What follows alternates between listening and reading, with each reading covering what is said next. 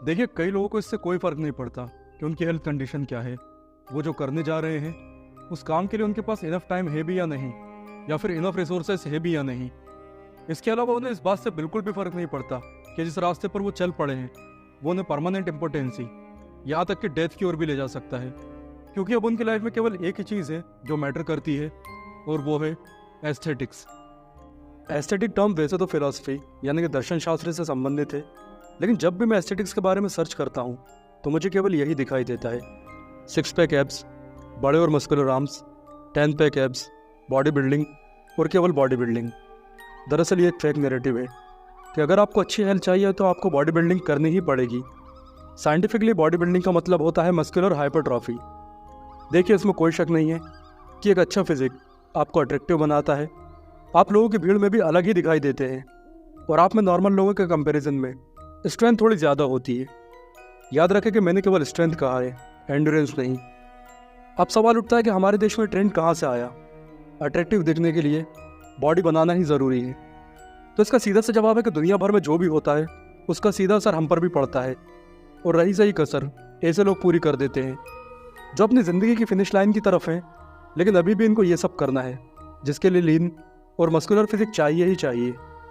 ऐसे ही लोगों से इंस्पायर, या यूँ कहिए कि मिसगाइड होकर आजकल 16-16, 17-17 साल के लड़के भी जल्दी से जल्दी बॉडी बनाना चाहते हैं, जिसके लिए वो अनएथिकल और जानलेवा प्रोडक्ट का यूज़ करने से भी परहेज़ नहीं कर रहे हैं।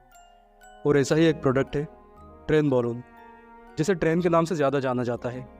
इसे आप फादर ऑफ ऑल स्टेरॉइड भी कह सकते हैं, क्योंकि ट्रेनबोलोन इतना पावरफुल है कि उस इंसान को भी टेस्टोस्टेरोन का ज़बरदस्त बूस्ट देता है जिसका टेस्टोस्टेरोन लेवल 0 ही क्यों ना हो। साथ ही इतना खतरनाक भी है कि इंसान को पूरी तरह इम्पोर्टेंट भी बना सकता है, यहाँ तक कि जान भी ले सकता है।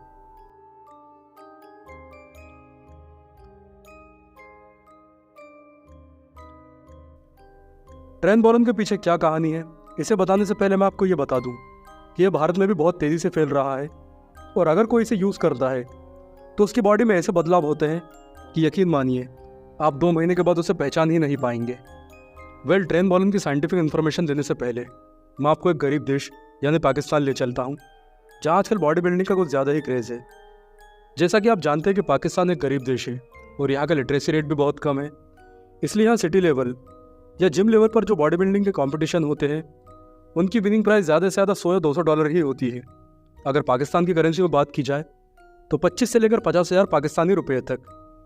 $100 या $200 हालांकि आपको कम लग सकते हैं, लेकिन केवल इतने पैसों के लिए यहाँ के बॉडी बिल्डर अपनी जान को खतरे में डालकर ट्रेनबोलोन जैसे स्टेरॉइड का यूज़ एक अलग ही लेवल पर कर रहे हैं।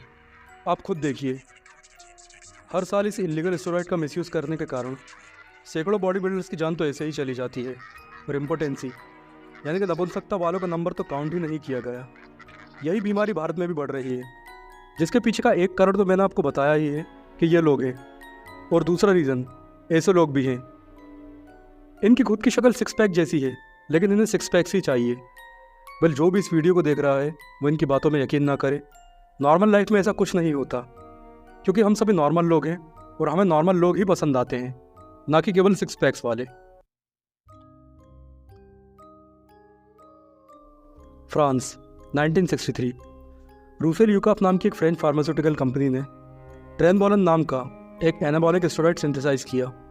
इसे लाइव स्टॉक, मैनली कैटल्स यानी कि गाय, भैंस और सुअरों की मसल्स ग्रोथ और एपेटाइट बढ़ाने के लिए बनाया गया था, यानी कि इस दवा को ओरिजिनली जानवरों के लिए बनाया गया था। 1970 के दशक तक ट्रेनबोलोन यूएस और पूरे यूरोप में एग्रीकल्चर इंडस्ट्रीज में बहुत अधिक मात्रा में उपयोग किया जाने लगा, फिनाजेट या फिनाजेक के नाम से।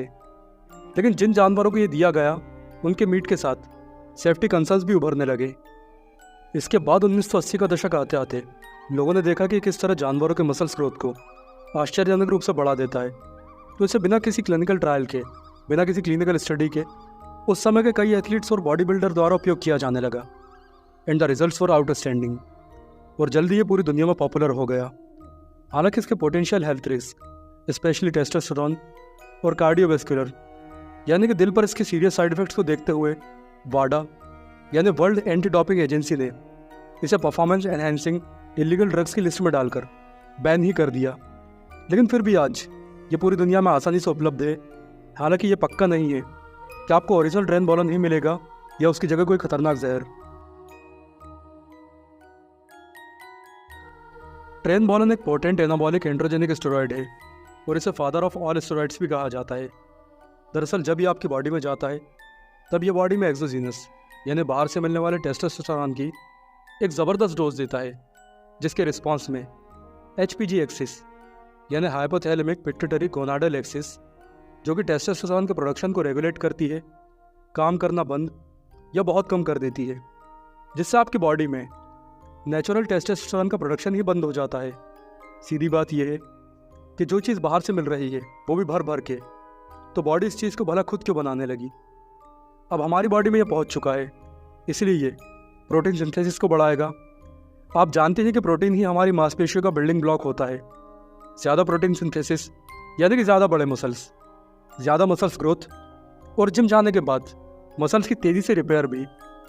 दूसरा, ये बॉडी में नाइट्रोजन को रिटेन करता है।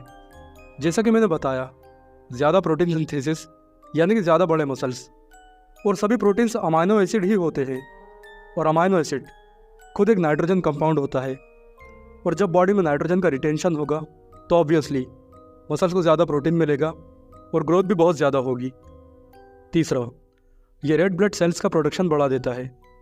RBC में इंक्रीज यानी कि बॉडी में स्पेशली मसल्स तक वर्कआउट के दौरान ज़्यादा मात्रा में ऑक्सीजन का पहुंचना, इससे ज़्यादा लंबे समय तक और हाई इंटेंसिटी वाली एक्सरसाइज करने में हेल्प मिलती है। फोर्थ, ग्लूकोकॉर्टिकॉइड्स को रोकना। देखिए, ग्लूकोकॉर्टिकॉइड्स खुद स्टेरॉइड होते हैं, लेकिन ये कैटाबॉलिक हार्मोन्स भी होते हैं जो हमारी मांसपेशियों को तोड़ते और कमज़ोर करते हैं। ट्रेन यानी कि ट्रेनबोलोन इन हार्मोन्स का प्रोडक्शन ही रोक देता है, जिससे कि मांसपेशियों की टूट फूट रुक जाती है और केवल ग्रोथ होती है। नाउ फिफ्थ, IGF यानी कि इंसुलिन लाइक ग्रोथ फैक्टर को बढ़ाना। IGF सेल डिवीज़न और प्रोलिफरेशन में हमारी हेल्प करता है। यह ग्रोथ फैक्टर है जो हमारी मांसपेशियों को साइज़ को बढ़ाता भी है। इन सभी इफेक्ट्स के अलावा ट्रेनबोलोन जब कोई व्यक्ति लेता है तो उसकी बॉडी के न्यूट्रिएंट्स को एब्जॉर्ब करने की क्षमता बहुत अधिक बढ़ जाती है। कहने का मतलब ये है कि यदि ट्रेनबोलोन लेने के बाद आप एक रोटी भी खाते हैं तो उस एक रोटी के सभी न्यूट्रिएंट्स आपको मिल जाएंगे।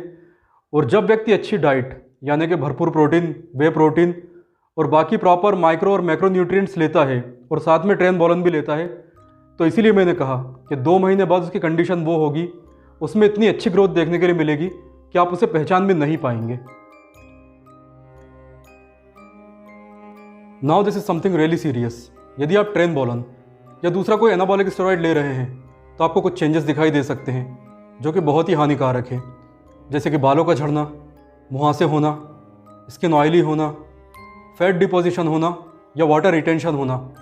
आपने देखा होगा कई बार कि जब professional body builder body building छोड़ते हैं या फिर अपने स्टेरॉइड साइकिल से बाहर आते हैं, तब उनके पेट काफ़ी मोटे मोटे हो जाते हैं और फूल जाते हैं।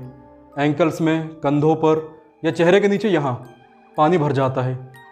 इसके अलावा भी बॉडी पर जगह जगह मोल्स निकलना या फिर बिहेवियर में बहुत ज़्यादा एग्रेशन आना, ये सब इसके कुछ कॉमन साइड इफ़ेक्ट होते हैं।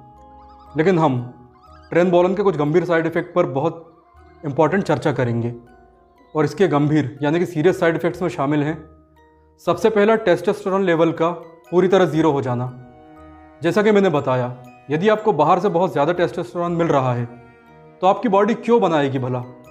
इसीलिए जब ट्रेनबोलोन की साइकिल ख़त्म होती है, यानी कि जब व्यक्ति या फिर वो इंसान जो कि ट्रेनबोलोन ले रहा था जब इसे छोड़ देता है, तब उसका टेस्टोस्टेरोन लेवल 0 हो जाता है।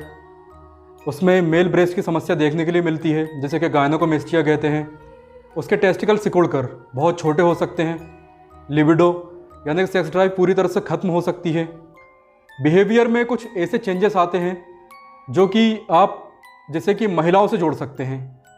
इसके अलावा जब वो एक्सरसाइज करना छोड़ते हैं तो उनकी बॉडी पूरी तरह से डिस्मॉर्फ भी हो सकती है। मसल्स बुरी तरह से, आप ये कह सकते हैं कि उनका जो टाइटनेस थी वो लूज़ हो सकती है। और इसके अलावा यदि सबसे गंभीर साइड इफ़ेक्ट की बात करूं, जैसा कि आपने पाकिस्तान वाले वीडियो में देखा भी था सेक्शन में, कि जब हम इस स्टेरॉइड को लेते हैं तो हमारे जो सॉफ्ट टिश्यू हैं, खासकर हार्ट की सॉफ्ट टिश्यू, उनके जो नसें रहती हैं और जो कोशिकाएं रहती हैं वो हार्डनिंग होने लगती है उनकी। और जब ऐसा होता है तो हमें सबसे ज़्यादा संभावना इस बात की रहती है कि साइलेंट हार्ट अटैक आए, हार्ट स्ट्रोक हो, या एंजाइना का पेन हो, या फिर कार्डियक अरेस्ट आए। जैसा कि अभी आपने हाल ही में देखा भी होगा कि स्टेरॉइड लेने वाले कई बॉडी बिल्डर्स की अचानक ही डेथ हुई है, और कई लोग जिम में अचानक फॉल डाउन हो जाते हैं और पता चलता है कि उन्हें बाद में कार्डियक अरेस्ट हुआ है। तो यही इसके दो मेजर साइड इफ़ेक्ट हैं, यानी कि टेस्टोस्टेरोन लेवल का पूरी तरह से खत्म होना, और दूसरा हार्ट पर इसका बहुत ही गंभीर प्रभाव। ट्रेनबोलोन के साइड इफेक्ट्स को खत्म करने के लिए, स्पेशली टेस्टोस्टेरोन से जुड़े हुए साइड इफेक्ट्स को खत्म करने के लिए पोस्ट साइकिल थेरेपी की जाती है, जिसमें कि हमारी बॉडी दोबारा से टेस्टोस्टेरोन को ठीक तरह से बना पाए, नेचुरली बना पाए। इसके लिए कुछ ड्रग्स दिए जाते हैं, जैसे कि क्लोमिफेन और टेमोक्सिफेन।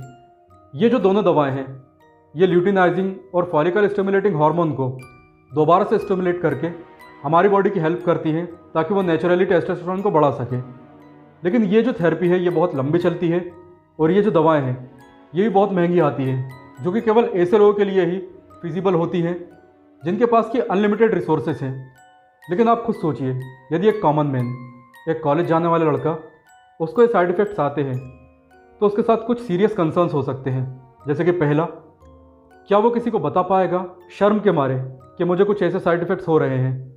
दूसरा, क्या उसके पास इतने फंड्स होंगे, क्या उसके पास इतना पैसा होगा कि वो इस लंबी थेरेपी और इन महंगी दवाओं को अफोर्ड कर सके? और तीसरा, इस बात की क्या गारंटी है कि उसे एक कॉम्पिटेंट डॉक्टर ही मिलेगा?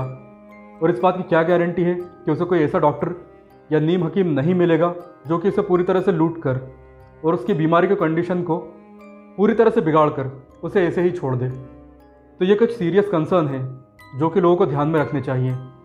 इसलिए अंत में मैं आपको यही एडवाइस दूंगा कि यदि आप प्रोफेशनल बॉडी बिल्डिंग के फील्ड में नहीं उतर रहे हैं, तो आप किसी भी तरह का स्टेरॉन या फिर टेस्टोस्टेरोन या फिर स्टेरॉइड का उपयोग ना करें। आप नेचुरल रहें और हमेशा सेफ रहें।